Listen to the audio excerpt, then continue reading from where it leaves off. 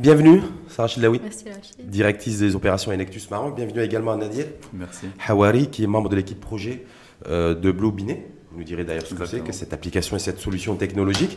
Et bienvenue à celui qui nous vient de Midelt, hein, et qui se prénomme Walid. Et Jassi, fondateur de Pomit. Aussi, vous nous direz ce que c'est, qu'est-ce que vous avez inventé, qu'est-ce que vous avez fabriqué, et surtout qu'est-ce que vous avez présenté à la Silicon Valley, parce que vous avez reçu un prix. Oui, on voit le trophée d'ailleurs, mais vous nous direz tout ça ultérieurement. Donc, vous revenez de la Silicon Valley. Exactement. Vous étiez du 9 au 11 octobre pour représenter le Maroc, hein, toute la nation, tout le pays. Vous étiez le porte-drapeau. Ce jour-là, dans le cadre de la World Cup de l'entrepreneuriat social, dans son édition 2018. Donc, vous allez nous dire tout ce que vous avez vu, ce qui vous a marqué, qui vous avez croisé dans les couloirs, voilà, tout, enfin, les coulisses aussi.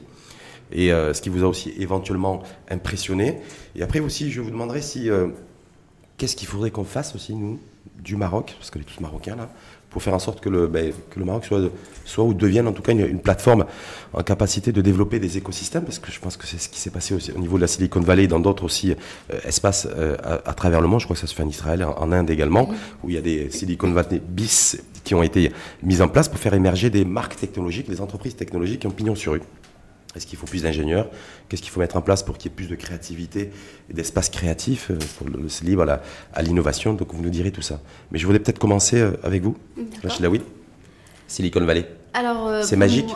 Est-ce que c'est magique. Ouais. Vraiment, c'est magique. Alors moi, j'avais l'impression de voir mon PC, mon téléphone décortiqué devant moi, parce que je voyais l'entreprise Adobe, Google, de l'autre côté, Uber, Twitter. Je me disais, ah bah tiens, je vois mon téléphone en hardware devant moi. Et c'était vraiment un moment qui est remarquable, parce qu'on était dans une course Uber avec les collègues. Je leur ai dit, oui, écoutez, c'est le bâtiment Adobe, tout ça pour un simple PDF. Et c'est-à-dire que tout ce que j'ai entre les mains a été fabriqué là, par cette matière grise. Et on voit on voit la richesse concrètement et physiquement concrétisée devant nous. Et on voit ces entreprises, ces géants-là qui sont là. On peut frapper à leur porte, les visiter. D'ailleurs, on a programmé une visite à Google entre collègues. On est parti voir l'entreprise, etc., interagir avec quelques collaborateurs. Et déjà, l'esprit de l'entreprise est très ouvert, accueillant, etc. Donc, c'était un peu ce qui m'a beaucoup marqué. C'était un wow. C'est-à-dire, vous, pour vous, c'est la Silicon Valley. C'était quoi? C'était extraordinaire. En première fois en Silicon Valley, juste magnifique. L'esprit de compétition une fois au World Cup. Mais pour ce qui est de la Silicon Valley, moi aussi, j'avais mon hôtel qui était près de PayPal. Donc, je me réveille le matin, je vois une société, une entreprise que je connais très bien, qui est juste en face de moi. Donc, c'est extraordinaire. Comme ce qu'elle a dit, on est en Silicon Valley, comment dire? Est-ce que tu as été impressionné en fait? Ah, beaucoup. Très impressionné. Qu'est-ce qui est le plus impressionnant? Qu'est-ce qui a été le plus impressionnant? Le plus impressionnant pour moi, c'était en fait les gens. Les gens étaient ouverts. On sentait accueillis sans avoir vraiment à parler aux gens. Tout le monde était pareil? Tout le monde. Absolument. Voilà. Tout le monde est sur le même pied d'égalité. Exactement. C'est ce qu'on ressent. Exactement. Il n'y a pas de nivellement ni par le haut ni par le bas, c'est ça? Exactement. Et ça fait plaisir? Ça fait plaisir. Et ça change surtout? Par rapport à votre quotidien, à vous? Ah oui, beaucoup. Ça change beaucoup par rapport à notre quotidien, oui. C'est vrai? Oui. Pour vous? Pour moi, quand on est originaire et natif de Midelt. Oui. Voilà. Non, parce que c'est quand même extraordinaire. Oui, c'est extraordinaire. Non, mais c'est ce que je me dis en tout cas. Oui, bien sûr. Et qu'on se retrouve à la Silicon Valley en Californie. Pardon? Quand on est originaire et natif de Midelt, oui, comme vous, parce que c'est votre cas, oui, et qu'on se retrouve à la Silicon Valley, État californien, où on nous dit que tout est beau, c'est le berceau de l'innovation, de la technologie. Qu'est-ce qu'on ressent intérieurement? Pour moi, la Silicon Valley, c'était une expérience qui était très impressionnante. Parce que, comme mes collègues ont dit, on a visité plusieurs entreprises, d'ailleurs Google et Ford, puisqu'on est gagnant du prix de Ford. Et c'est de voir ce système des entreprises américaines et plus précisément dans la Silicon Valley, les avantages sociaux que les employés de ces entreprises ont, la façon avec laquelle ils travaillent C'est-à-dire l'espace dans lequel ils travaillent. Oui, l'espace. C'est quoi? C'est un très espace aéré, on a l'impression qu'en fait ils ne travaillent pas, mais en même temps ils travaillent Oui, beaucoup, c'est ça? exactement. C'est un espace qui est très ouvert. Par exemple, à Google, il y avait des toboggans où les employés pouvaient partir du premier étage vers le rez-de-chaussée. Pendant leur temps de travail. Oui. Voilà. Et donc, Et ils pouvaient amener leurs enfants, ils pouvaient amener leur famille. Et la demoiselle qui nous a fait la tournée à Google nous a dit que à Google, ils ne jugent pas les personnes selon les horaires de travail, mais plutôt selon l'apport dans les projets dans lesquels ils travaillent. c'est la performance. Oui, c'est la performance. J'ai un livrable à assurer, je fais mon livrable, même si je fais 3 heures de toboggan par jour pendant mes heures de travail. C'est ça, en fait. Oui, exactement. Ouais, mais ça veut dire quoi aussi, Walid, par rapport à ce que nous disait Nadir, lui, il a ressenti le fait que tout le monde était sur le même pied d'égalité. Exactement. Voilà. Est-ce que ça a déjà été remarqué? Parce qu'il dit, voilà, parce que moi, dans mon quotidien, au Maroc, c'est pas forcément quelque chose que je ressens. Est-ce que toi, ça a été ton cas aussi? Te dire, tu avais l'impression qu'au milieu d'Indiens, d'Américains, de Ghanéens, d'Égyptiens, d'Européens, tu étais pareil. En fait, tout le monde était sur le même pied d'égalité. Oui, aucun sentiment ni de supériorité, ni d'infériorité. Oui, aucune supériorité, aucune infériorité. C'est que tu sois originaire de n'importe quel pays, vous êtes jugé selon votre capacité à apporter quelque chose de nouvel, de la valeur ajoutée dans la société. Et toi, tu pensais que ça existait, ça, là-bas? Avant, À la Silicon Valley. avant d'aller à la Silicon Valley, avant de ressentir ça. Est-ce que toi, dans ton esprit, tu pensais que ça existait ou pas? Qu'il y avait peut-être des pays ou des espaces où tout le monde était sur le même pied d'égalité? Voilà, dans mon esprit, je pensais que ça existait parce que dans les réseaux sociaux, dans les films, on voyait ça, mais on va pas quand même. Des fois, il y a un décalage entre, Oui, voilà. entre la fiction, comme on dit, et la réalité. Avec la fiction et la réalité, mais à la Silicon Valley, C'était la pure réalité. Oui, la pure réalité. On a Oui, beaucoup Sarah. entendu que l'esprit de la culture et l'esprit de l'entreprise américaine est différent de celui un petit peu francophone européen. Aussi, le fait de la méritocratie qui est vraiment au centre du mérite, au centre de la récompense. Mais voir ceci concrètement, rencontrer des responsables de Google qui viennent, que vous pouvez approcher directement, je dirais que c'est quelque chose, oui, comme a dit Walid, on voyait ceci dans le film, on voyait le self-made man, le American Dream, mais partir à la Silicon Valley, voir effectivement le bâtiment de Google et le responsable qui descend, qui vous accueille, qui vous parle. Mais quand on a tout ça, je voulais insister peut-être sur ce point, peut-être 2 minutes avec vous. C'est qu'on se dit, pourquoi pas chez nous? Voilà. Exactement. Non, je ne sais pas pourquoi on se dit. C'est un esprit, Oui. c'est un esprit, je pense, parce que ici, déjà, il y a la barrière chez la personne qui va approcher l'entrepreneur ou le CEO, le responsable, qui se dit, ah non, c'est un responsable, il a un emploi de temps chargé, etc. Mais je pense que cette arrière-pensée ou bien ce stéréotype, il a été développé, il est le résultat de mauvaises expériences qui ont eu lieu dans le passé. Déjà, notre culture, il nous dit, donc, comment dire, des gens qui disent que tout ça, donc c'est la même chose. Ton responsable, tu l'approches pas, il n'y a pas le open door policy, tu dois respecter les plus je suis important, en fait. Voilà, C'est ça, exactement. Donc, peut-être il existe des responsables qui sont très accessibles, très ouverts d'esprit, mais malheureusement aujourd'hui, ils doivent faire l'effort de montrer ceci avant que les jeunes surtout les approchent et viennent vers eux. Parce qu'on a cette culture qui est C'est vrai parce que moi aussi j'ai eu instaurée. ce même sentiment avec les responsables, les jurys par exemple de la compétition, ils étaient tellement ouverts que je me disais est-ce que C'est louche, c'est suspect. C'est suspect. C'est pas possible. Est-ce que je suis vraiment en Il doit y avoir un piège. Exactement. Est-ce que je suis vraiment en train de parler à ce CEO de cette grande multinationale? Est-ce que c'est lui en fait qui m'approche, qui me parle? Est-ce que c'est normal? C'est fou. Et après le séjour, vous en avez parlé avec vos parents, ou avec vos proches, et leur dire, Bien voilà, sûr, écoutez, bien sûr. Silicon Valley, parce que je pense que tous vos proches vous demandaient Partage aussi, d'expérience. c'était comment. Ouais. Et quand vous avez partagé ça, leur dire, ben, donc Ness, effectivement, jean, basket, t-shirt, ils sont à l'aise, ils font du toboggan pendant les heures de travail, et ils nous respectent tous, on est tous sur le même pied d'égalité. Vous avez partagé ça aussi avec votre famille et vos proches? J'ai partagé cette expérience avec mes proches. Pour eux, ça reste un peu dur à croire quand ils pensent à tout ça, mais moi je l'ai vécu. Je les ai vus comme ça. Pourquoi difficile à croire pour eux? Difficile à croire parce que c'est pas le Nadir, cas. tu es en train de baratiner, c'est pas possible, c'est ça? Voilà, exactement. Ils me disent quand même, Par exemple, vous parliez tout à l'heure de toboggan. Qui est-ce qui va croire qu'il y a un toboggan à Google? Il faut le voir pour le croire.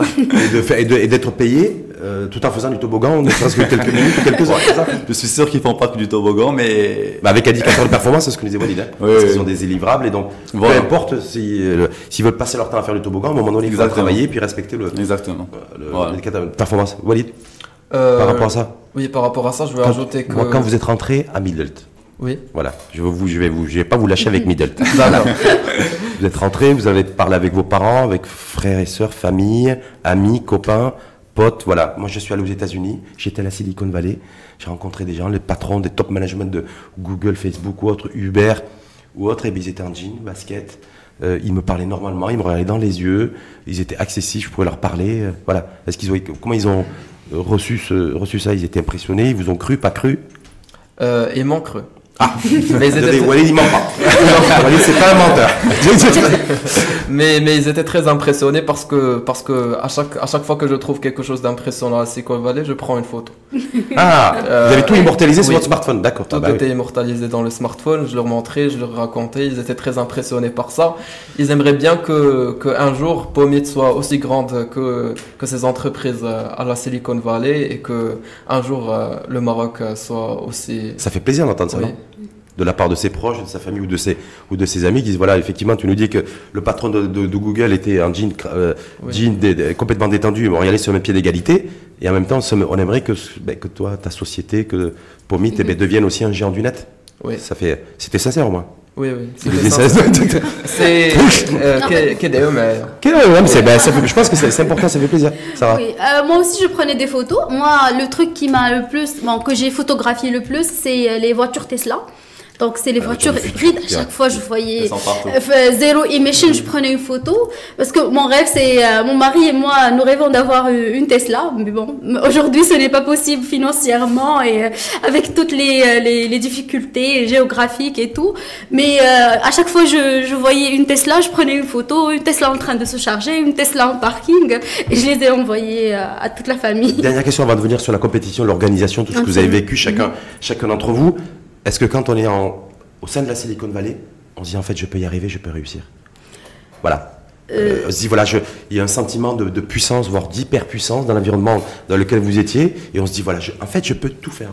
Je peux réussir surtout. Cette notion de réussite. Et pas d'échec d'ailleurs.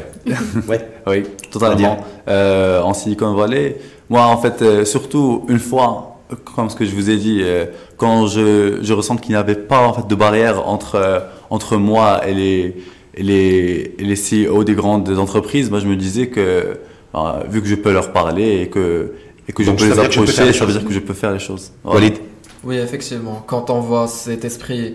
on sent la puissance et l'ultra-puissance. oui, oui. Hein. Il y a cette motivation qui vous pousse durant votre retour à bosser sur votre projet pour qu'un jour vous soyez Ah, aussi... donc on revient encore plus motivé Voilà. que lorsqu'on Oui. est parti en fait. Ouais. C'est plus Donc motivé. au départ, on se faisait plein de films, on s'imaginait plein de choses, Oui. et au retour, en fait, on rentre beaucoup plus motivé, c'est ça? Oui. Oui, c'est ça.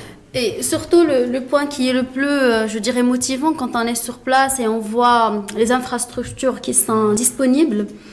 Je vous donne un exemple. Vous voulez juste réaliser un achat de n'importe quel produit. Alors ici au Maroc, malheureusement, commander sur un site en ligne, voir si la livraison est autorisée ou pas au Maroc, tu as une limite de dotation, etc. Là-bas, ça n'existe pas. Donc tu as 36 supermarchés spécialisés en la matière dont tu as besoin. Tu peux le ramener de la Chine dans un délai qui est record. Donc tu as en Et le termes mode de paiement, c'est le quoi, mode de avec son paiement téléphone, en avec son- ligne, tout carte. D'ailleurs, c'était parmi les challenges que nous avons eu. Nous, Marocains, nous avons une dotation limitée. Et tout se passe par carte bancaire aux États-Unis. Il y a plus de transactions, Donc, il y a no pas de cash. cash. Donc, le cash, c'est vraiment Ouais. très No cash, ouais. limité. En Chine Voilà. aussi d'ailleurs, ça, c'est Ouais. comment ça? Et ça facilite vraiment les opérations pour quelqu'un qui est en start-up, Tout est simplifié en fait, entreprise. pour les Voilà, individus, en fait. exactement. Et pour qu'ils soient en Simplifier capacité tout- aussi et de la consommer, de consommer. Bon, consommer, mais aussi pour les entrepreneurs. Se procurer la matière première, trouver un espace de coworking où bosser avant de se procurer son propre espace. C'est-à-dire qu'on est, Trouver- on est assis, je schématise. Exactement. Sarah, on est assis, on a tout à proximité en fait. Il suffit Absolument. simplement de tendre la main. Voilà, tendre la main. Nadia, avec vous étiez au milieu de. Il y avait, c'est ça, 3000 étudiants qui participent annuellement Effectivement. à cette compétition, World Cup Entrepreneuriat Social. Donc vous étiez parmi les 30 000 les 3000 étudiants venant de 36 pays. Oui, exactement. Les étudiants, c'était. Vous avez quoi? Vous avez 22? J'ai 21 ans. 21 ans. Donc il y avait des gens de 21 ans comme vous? J'avais des gens de 20 ans, 21 ans, 22 ans, voire plus.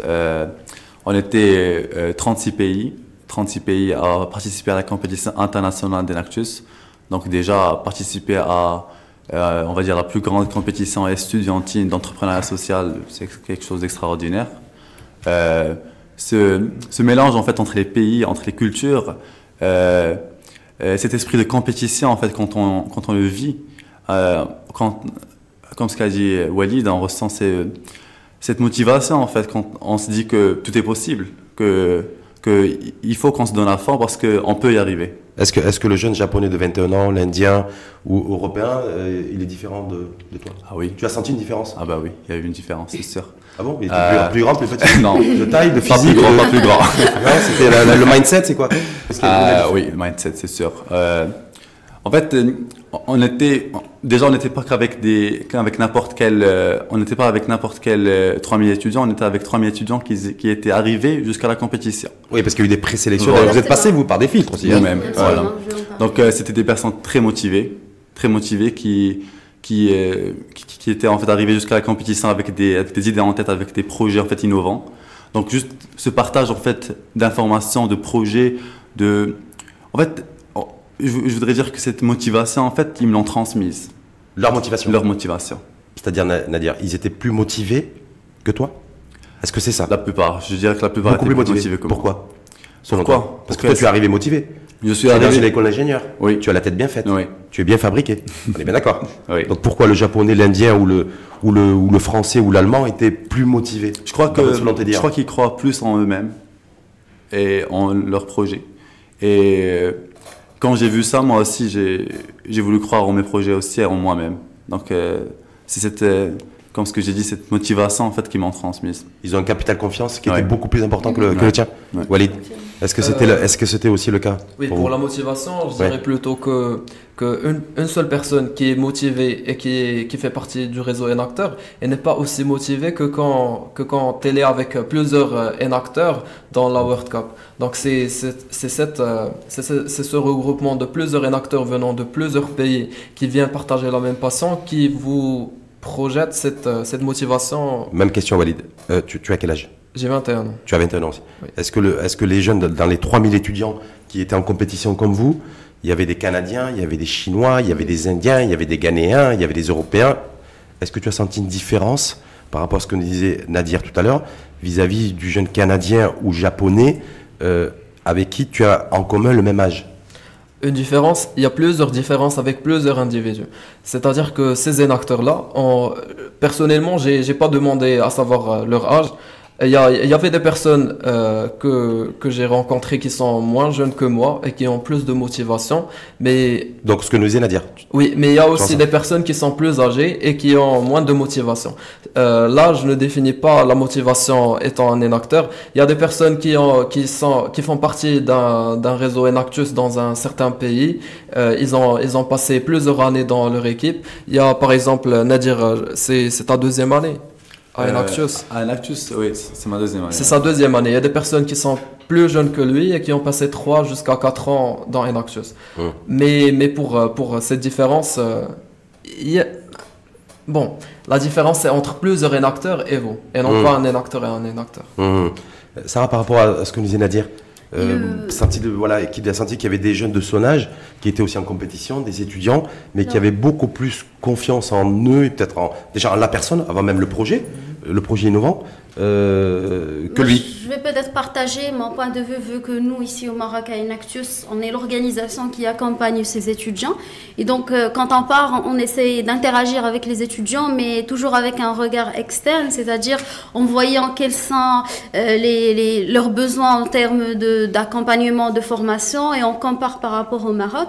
Et ce que j'ai trouvé, personnellement, dans certains pays, c'est que les jeunes énacteurs, mis à part la disponibilité de l'infrastructure, etc., ça, on peut faire des comparaisons chiffrées, mais juste dans la discussion, on remarque ce penchant vers l'action. Ce penchant vers l'action. Beaucoup plus accentué non, vers l'action. Voilà, prendre l'action, réaliser quelque chose. Voilà, agir le plus rapidement possible, réaliser son projet le plus rapidement possible. Chose qu'on sent qu'il est... qu'il manque chez les jeunes marocains, mais qu'il faut développer avec eux. C'est-à-dire qu'il y a des jeunes qui sont prédisposés à passer à l'action, comme on dit, les prédisposés entrepreneurs. Il y a ceux avec lesquels il faut retravailler cette partie. Alors personnellement, dans la compétition, quand j'ai rencontré plusieurs jeunes d'autres pays, j'ai ressenti qu'il y a ce mindset de quick action, je prends l'action, je réalise, après si ça marche pas, je passe à autre chose. Donc ils ont l'esprit plus débridé, c'est ça? Voilà, exactement. Donc on va revenir sur la compétition. Nadir, vous c'est Blue Binet. Blue Binet. Donc c'était ça qui était en compétition entre autres parce qu'il y avait 3 projets. Donc, trois solutions innovantes. On a présenté 3 projets pendant l'international. Oui. Donc parmi ces 3 projets, il y avait Blue Binet. Donc c'est quoi Blue Binet? En fait, c'est un dispositif, un petit dispositif qu'on peut installer sur n'importe quel type de robinet qui est déjà mis en place. Classique traditionnel. Et une fois installé, eh bien, il le transforme en robinet, en mitigeur à infrarouge. C'est-à-dire que il suffit, en fait, le robinet peut détecter la présence dans son champ. Présence humaine. Présence humaine dans son champ. Donc voilà. C'est le régulateur en fait. En fait, il y a un capteur. Ouais. Il n'y a pas qu'un capteur, mais on va dire le composant principal, c'est le capteur qui permet en fait de rendre ce robinet similaire à un mitigeur infrarouge. Donc c'est ce que vous avez présenté? Exactement. Ça a été accueilli comment? Ça a été très bien accueilli. En fait, nos 3 projets étaient des projets techniques. Et déjà le fait qu'on environnementaux d'ailleurs, les 3 dimensions environnementales. C'est ce que j'ai remarqué aussi. Social. Exactement. Donc en fait, le fait qu'on ait présenté 3 projets, ça a donné beaucoup de valeur à notre présentation. Mais ce que je les 3 projets, les 3 solutions, c'est-à-dire vous les avez présentées en même temps ou c'était l'une après l'autre en même temps? C'est une présentation en même temps, c'est des présentations par pays. On a 17 minutes, voilà, exactement. Par pays, 17 minutes pour présenter les 3 pays. Faire un pitch en fait de 17 minutes, c'est ça?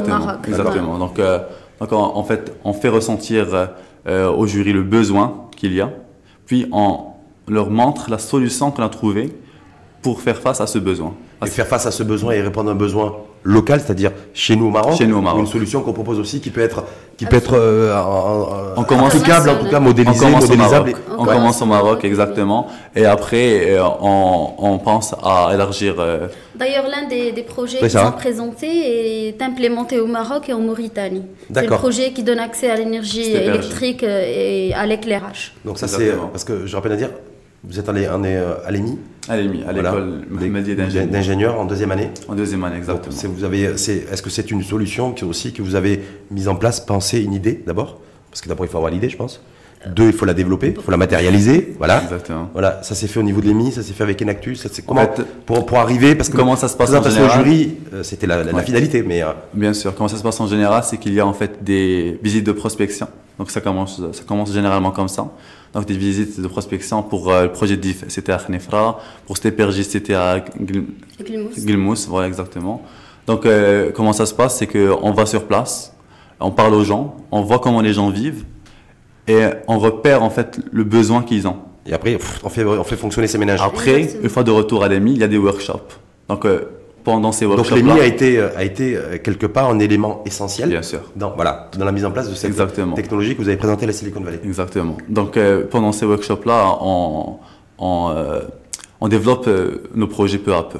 Ça veut dire quoi? Ça veut dire que l'idée, c'est bien d'avoir l'idée, parce que vous êtes allé sur le terrain, mais en même temps, le plus dur, en fait, c'est de transformer l'idée. Bien sûr. Et de la matérialiser. Parce que tant qu'on n'a rien transformé, on n'a aucune valeur, on peut prétendre à aucun financement, on n'est rien, en fait. Exactement.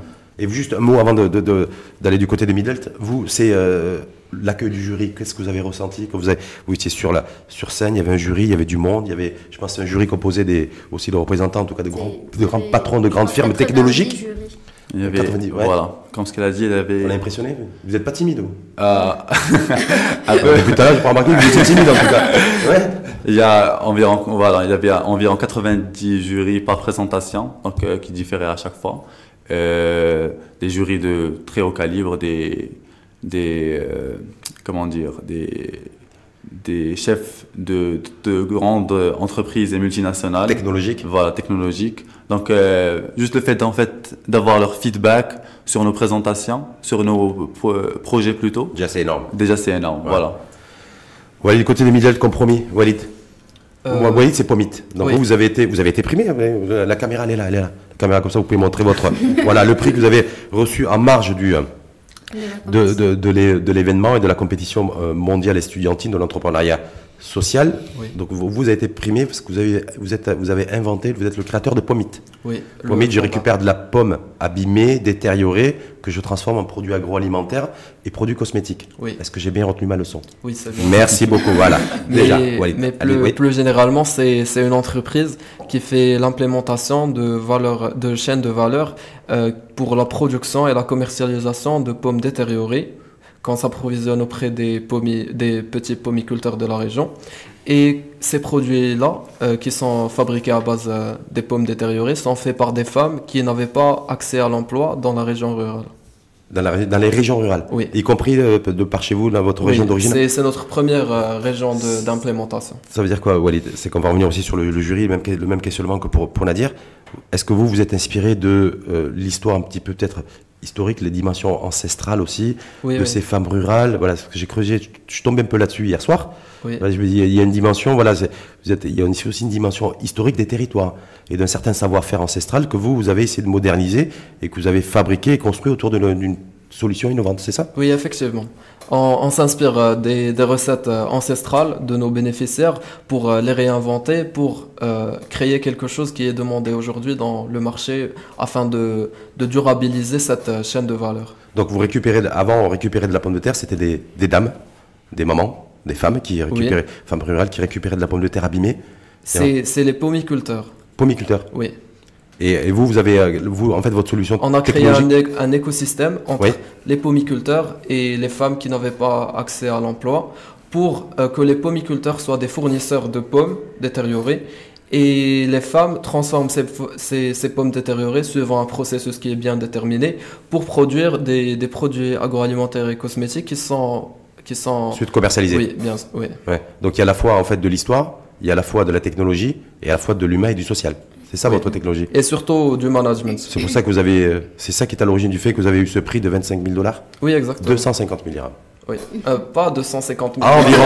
Si on dit, il chipote, hein.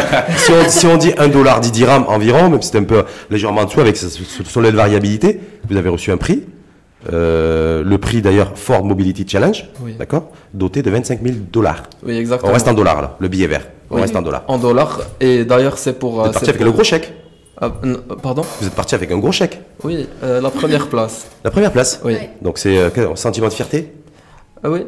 De validation d'un organisme aussi grand que Ford qui valide votre projet, votre vision et qui vous aide pour agrandir le projet et le dupliquer dans d'autres régions au Maroc. Justement, ces 250 000 dirhams, vous êtes reparti avec les 25 000 $. Concrètement. Oui. Vous avez encaissé, enfin vous allez les encaisser. Il va les encaisser par là. Cherchez dans sa poche.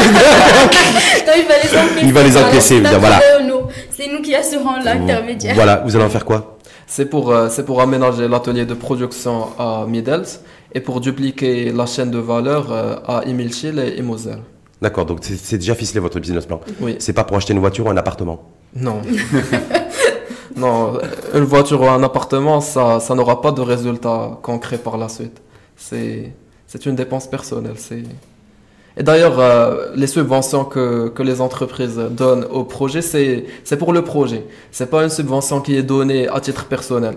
D'ailleurs, on donne un plan d'action au préalable et qui est validé par l'entreprise qui donne la subvention. Et puis, il y a un suivi pour voir est-ce que vraiment c'est... Donc on a vu avec le premier projet, Blue Binet, on a vu avec Pomit, avec Walid de Midelt, et donc il y avait aussi un troisième projet qui avait été présenté.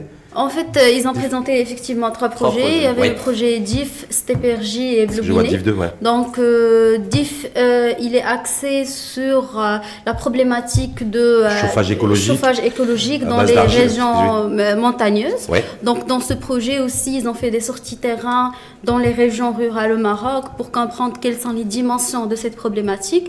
Et les étudiants en collaboration avec les communautés ciblées, ils ont travaillé pour développer un produit qui se base sur le savoir-faire des potiers de la région locale.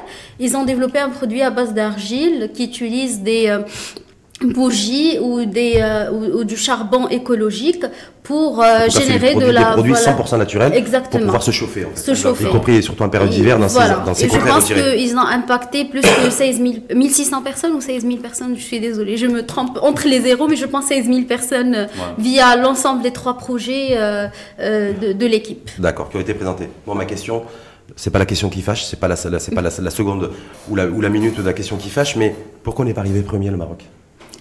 Je suis fier, moi je suis fier de vous recevoir, ça fait 20 minutes qu'on débat, c'est extraordinaire, je suis très, très content, je ne sais pas si ça se voit, mais en tout cas de vous avoir aujourd'hui, mais pourquoi on n'est pas arrivé premier, selon vous Nadia? C'est le Canada qui est arrivé premier, c'est ça? Exactement. Pourquoi c'est pas le Maghreb qui est arrivé premier? Selon vous, qu'est-ce qui nous a manqué? Qu'est-ce qui nous a manqué? Je ne sais pas en fait, je dirais peut-être les chiffres, peut-être qu'on n'avait pas assez de chiffres. Parce que quand on compare après il faut pas comparer l'incomparable, on peut pas comparer en fait nos chiffres à nous avec ceux du Canada parce que eux, on va dire qu'ils ont, comment dire, ils ont en fait ils ont l'aide du gouvernement peut-être, c'est ça? L'aide étatique? Gouvernement local, parce que le Canada avait un projet implémenté. Non, parce que je crois savoir qu'en 2017 le Canada était en finale.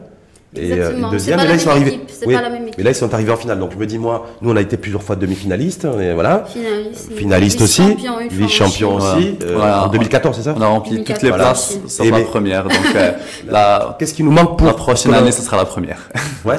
Mais pour vous, plus sérieusement, qu'est-ce qui pourrait faire en sorte qu'on soit, parce que là, a priori, les solutions innovantes, elles étaient là, l'offre Maroc technologique était là, innovation. Donc qu'est-ce qui a manqué?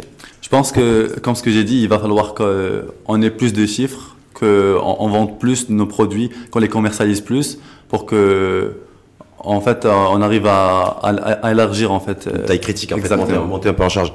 Walid et Jassi, demi-dult, j'adore dire Walid de demi-dult. Voilà. Il a déjà remporté le premier prix. Il a remporté le premier prix. Dans la compétition. Mais je vois dans ses yeux et dans son regard que c'est un patriote. Donc même si lui, effectivement, il a remporté le premier prix, il aurait aimé aussi ne pas remporter forcément le premier prix, mais que le Maroc arrive premier. Non? Le Maroc est arrivé premier. Avec ce prix. Non, mais je veux dire. Dans la World Cup. Oui, la World Cup. Voilà. La grande compétition. Si vous aviez le choix entre ne pas gagner ce prix-là et permettre au Maroc de gagner, d'arriver à la World Cup. Oui. Si j'avais le choix entre. Ne pas gagner ce prix, ce premier prix de Ford Mobility Challenge et que le Maroc arrive premier de la compétition. Je choisirais que le Maroc arrive premier et que nous remportons le premier prix à la Ford Mobility. Ah, donc les deux en même temps. Il l'aurait laissé. Qu'est-ce qui nous a manqué selon vous pour que la candidature Maroc, pour qu'on soit en haut du podium? Parce qu'on a été plusieurs fois sur le podium et là, d'ailleurs, on est arrivé que 4e cette fois-ci. Mais pourquoi? Pour arriver premier? Pour arriver premier, il n'y a pas quelque chose de concret qui manque vraiment pour arriver premier. Je ne sais pas si vous avez vu les présentations de la finale, mais un certain pays a l'aide du gouvernement total. Donc il y a des chiffres, des impacts qui sont très grands. On fait quoi là? Là, il y a 3 caméras. On lance un appel et vous lancez un appel à Saladin Atouani, chef du gouvernement, Raïs Houkouma, pour dire voilà, nous on est jeunes. On est dans l'innovation, dans la créativité. On a représenté les couleurs du Maroc à la Silicon Valley en Californie du 9 au 11 octobre. C'était là, il y a une dizaine de jours. Et on aimerait avoir le soutien aussi de l'exécutif et du gouvernement pour nous donner peut-être plus de moyens aussi pour mieux figurer pour l'édition 2019. Est-ce que c'est ça? Oui, exactement. L'appel pour ces personnes-là et aussi pour les Marocains en général, parce qu'on est en train de tous les projets à peu près d'Enactus sont en train de commercialiser des produits commercialisables. Et si les personnes au Maroc qui soutiennent ce genre de manifestations, si toutes ces personnes-là achètent nos produits, on sera dans des chiffres qui sont très importants, des impacts sociaux qui sont très grands. Donc mon invitation, c'est pour les personnes d'acheter et aussi pour les institutions officielles.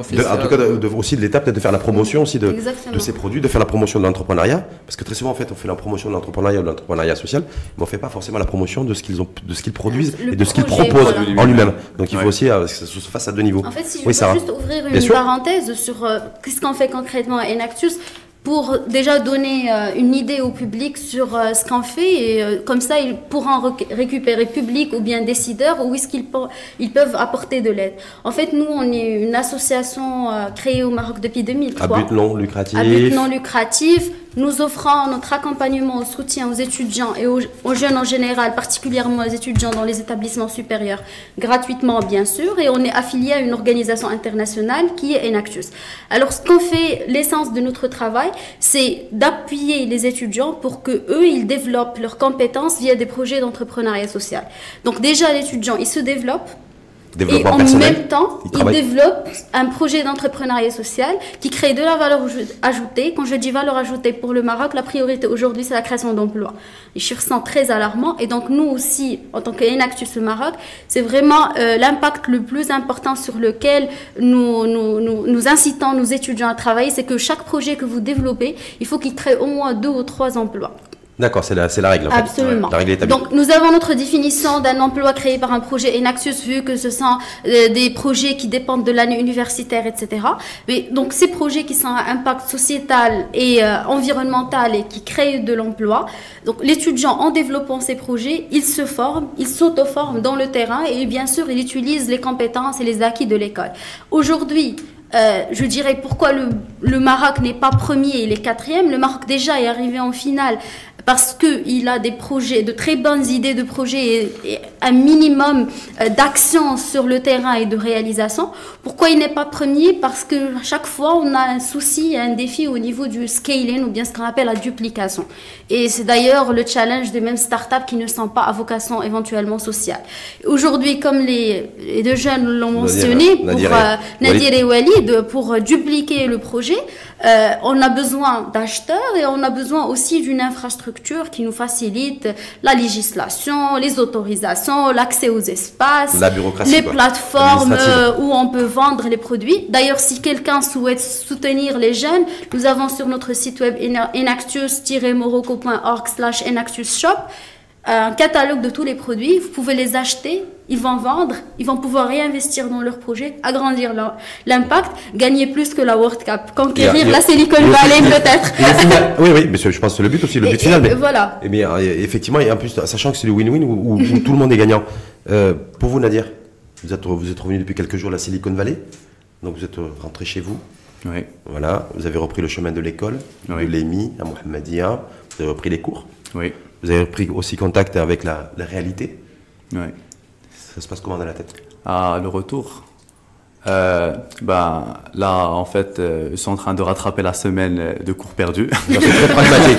Je suis parti aux États-Unis, à la Silicon Valley, je suis pas allé à l'école pendant une semaine, je rattrape les cours. Ça, c'est la première des choses. Ça, c'est la première des choses.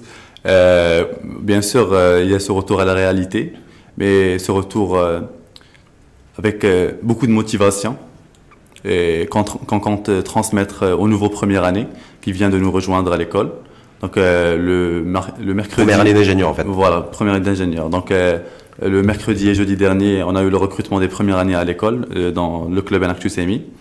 Donc passage de relais, partage. Voilà, exactement. Donc on leur transmet cette motivation, cette expérience qu'on a eue à la Silicon Valley.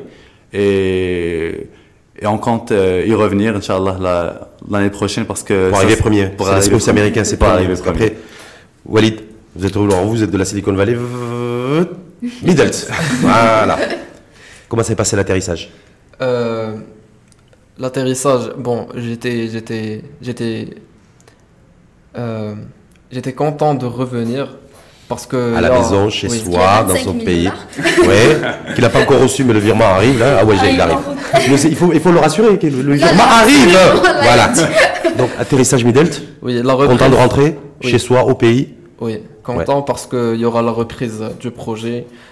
Aussi, rattraper les cours parce qu'on est tous des étudiants. Parce que je rappelle, vous étudiant à l'EMSA, c'est ça? L'ENSAM Casablanca. L'ENSAM Casablanca, l'école des arts et métiers de Casablanca. Oui, exactement. Donc vous aussi, vous avez rattrapé les cours? Oui, parce que c'est une semaine. Et aussi pour lancer la nouvelle saison de notre équipe Enactus, qui est Enactus ENSAM Casablanca, avec le recrutement de nouveaux membres. Ça veut dire que vous d'ailleurs, comme Nadir, vous êtes à la fois étudiant, donc vous avez des cours. Oui. Entrepreneur. Que ce soit l'ingénierie ou vous, arts et métiers, et en même temps vous êtes entrepreneur. Exactement. Donc c'est un nouveau statut en fait ça. Vous savez que c'est nouveau au Maroc ça. Oui, C'est comme l'emploi dans la fonction publique, c'est fini. Donc il faut se réinventer, on va réinventer un modèle. Et vous avez réinventé un statut. On est le statut de à la fois 50% étudiant et 50% entrepreneur. Oui, et aussi l'avantage qu'on a avec nos entreprises, c'est qu'elles nous servent de plateforme pour appliquer ce qu'on étudie à notre école théoriquement. Par exemple, Ça, il n'y a pas de décalage en fait entre les environnements et les espaces. Par exemple, je suis élève ingénieur en génie industriel, en management des systèmes industriels. Je peux appliquer cette approche de managériale, que ce soit pour la production ou pour l'approvisionnement, dans mon entreprise. Votre entreprise, elle est physiquement à Casablanca, à Midelt? Physiquement à Midelt, créée à Casablanca. Il y a des gens qui travaillent, ça tourne, ça se développe. Ça se développe. Vous êtes ambitieux? Pardon? Vous êtes ambitieux Oui, mais bien sûr. Pour Pomit? Pour créer juridiquement une entreprise à un certain âge qui est assez jeune, il faut être ambitieux. C'est une prise de risque. C'est une prise de risque? Oui, créer juridiquement une entreprise. C'est-à-dire que ça engage la personne. Oui, c'est un engagement. Oui. C'est juste pour Sarah là-dessus. Juste une dernière question que je vais d'ailleurs avec Sarah et puis aux États-Unis. Parce que souvent, quand on se balade à travers le monde pour des raisons professionnelles ou personnelles, on a toujours chaque pays a ses clichés. Absolument. Est-ce que on vous a dit, le Maroc, en fonction des solutions innovantes aussi que vous avez proposées, vous avez été confronté aussi à certains clichés? Absolument. Ouais. Donc, ne dites pas couscous. Oui, absolument, c'est le couscous. Alors en fait, dès notre arrivée, quand on interagit avec les gens, on a même coïncidé à un restaurant marocain quand on leur a demandé qu'est-ce que c'est que le Maroc. Au sein de la Silicon Valley? Oui. Restaurant marocain. Exactement. Tenu par des Marocains? Non, des Indiens. Voilà. C'est la mondialisation. C'est des Indiens qui proposent de la cuisine marocaine à la Silicon Valley. Voilà. Aussi bon qu'ici. Je n'ai pas goûté. Je n'ai pas goûté. Donc, il y a en fait, le Maroc n'est pas très connu. Tel que nous le connaissons, nous, Marocains, avec toute... Ça, c'est un peu normal, j'allais dire, Sarah aussi. Oui, mais enfin, bon, en il y a encore des clichés voilà, il y a les les clichés que le Maroc, c'est un pays féerique, magique, Fès, Marrakech, le Sahara, mais on ne connaît pas quels sont les défis de la jeunesse marocaine, quel est l'entrepreneuriat marocain. Ils ont découvert qu'il y avait des jeunes Marocains qui étaient à l'instar des mêmes jeunes partout dans le monde, créatifs, innovants. Et engagés et entrepreneurs. Et d'ailleurs, dans la finale, avec 4 équipes, Canada, l'Inde, Égypte et Maroc, seuls, je dirais, le Maroc et l'Inde avaient des projets qui utilisaient de la technologie et ce qu'on appelle du low-cost technology, affordable technology, c'est de la technologie à prix bas qui peut être commercialisée auprès de populations qui ont un besoin. Donc, c'est une fierté de voir que, oui, on peut développer des solutions technologiques qui répondent à des besoins locaux à dimension internationale ou africaine au moins, et qu'on peut y arriver à la 4e place au niveau et qu'on peut arriver aussi à casser les clichés, le couscous, c'est du dromadaire. Oui. Nadir, par rapport aux clichés, moi, en tant qu'étudiant, est-ce que vous avez dit des choses bizarres là-bas? Moi, en tant qu'étudiant, le Maroc, Morocco, western. On a surtout eu ce cliché de vous êtes marocain, votre deuxième langue c'est le français, vous parlez bien anglais, comment ça se fait? Vous présentez, vous êtes 4 à présenter 3 projets pendant 17 minutes, et vous répondez aux questions de jury, et vous faites comment? On leur dit, on travaille dur. On travaille dur, on est marocain, on travaille dur. On est marocain, on travaille dur. Ça les a interpellés aussi?